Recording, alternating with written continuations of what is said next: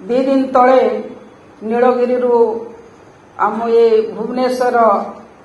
Corporator Amresh जेना जी गिरफ हेले तांको विषय मध्य कौनसी संवेदनशील तांको सभापति विजु जनता दलर नेता नवीन पट्टनायक पदटी मध्य कहूना किंतु आज आमे तांको जणाई देवाकू चाहूचु। विगत दिन में आपण माने देखिथिबे विजु जनता दल सरकार 24 वर्ष भितरे अनेक घटना घटी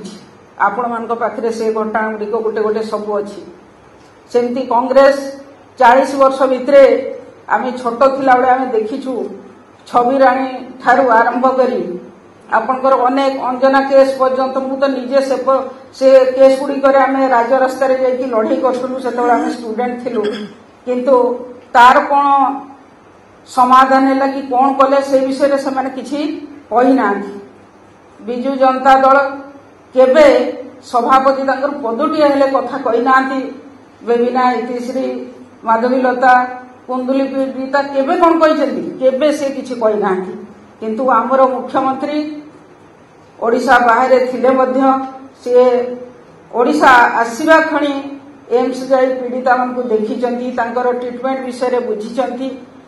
एबे एबे जो घटना घटी संवेदनशील होकरी दिल्ली चिकित्सा पठाई आउर से उन्नत मानर चिकित्सा चली अनेक कथा आपण आगे आम उदाहरण देकी कहीपरू जे आम केमती भारतीय जनता पार्टी महिलांकर जेकोसी जगार किसी घटना हेले आम आग जाकि छेड़ा हो आम तांकर विषय आम संवेदनशील होकरी उपस्थित रही था किंतु से माने केवल राजनीति करने राजनीति केवल से माने रास्तार आसिकी आपणकर लोकसभा भवन हो बा आपणकर ओडिशा बंद हो जहा किछि करिसंती सेथिरे केवल राजस्व हानि करने छड़ा आउ किछि आउ से माने करि नांदी। तेणु आज आम दुखर और परितापर सहित कहूँ जे कौ कथाटू आम कहवा खजुरी गछर गाइबा मूलरू पांच पांच दुईटी जाक सरकार रे महिला मानकर निर्यातना महिला मानकर अत्याचार बढ़ी बढ़ी चलता। आज महिला सचेतन होती महिला माने जाइकरी जदि कौनसी घटना होउछि ताले तुरंत ताकू से माने लोकों आगे पुलिस आगे से माने तांकर ग्रीभांस रखी पारुचंती सेथिपई लोकलोचन को आसुची। आज से परिस्थिति नहीं आज समस्ते सचेतन होती आउ तार